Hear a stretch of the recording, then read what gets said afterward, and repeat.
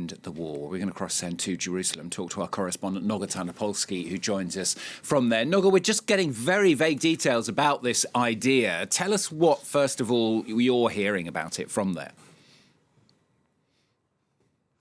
I will. Thank you, Stuart. But it's important to say we're not hearing much. And in fact, every single Israeli government initiative right now is being announced through very vague statements issued by fairly lowly spokespeople or by outright leaks from anonymous officials. So it is very, very difficult to know what is a trial balloon, what is a real change in policy, and who is directing what.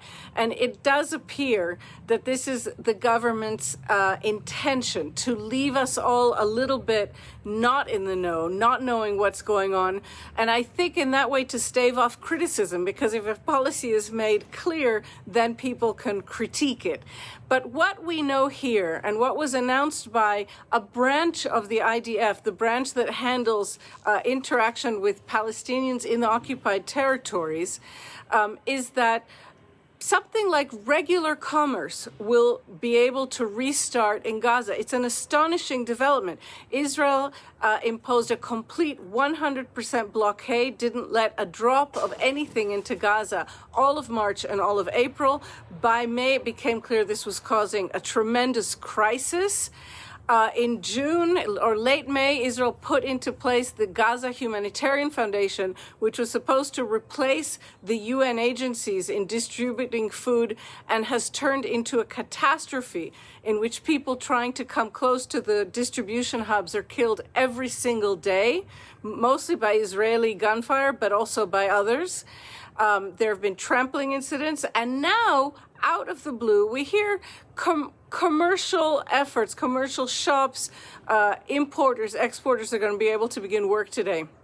We don't know much beyond that, but it does harken back, at least in the words, to what existed in Gaza before this war, when, for example, Gazan farmers could export strawberries, when formula for babies was imported. At the time, before the war, Gaza was not solely dependent on aid agencies, though they were very active there, but there was commerce with Gaza. And now the Israeli government is at least hinting that this may be about to restart. Noga, if Israel does go down this route, what might we expect the skeptics to say here?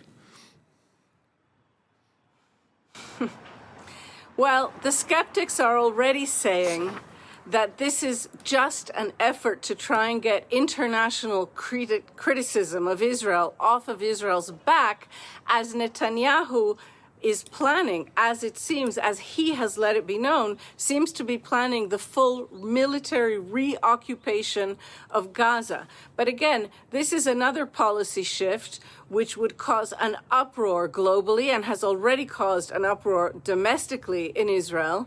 And it's not being fully announced. It is apparently going to be discussed in a cabinet meeting sometime today. That cabinet meeting has already been twice postponed.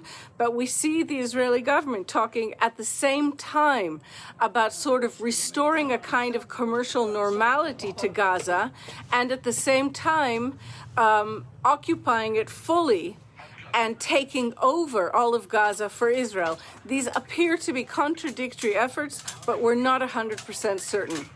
Noga, thanks very much. Noga Tanopolsky joining us there from Jerusalem.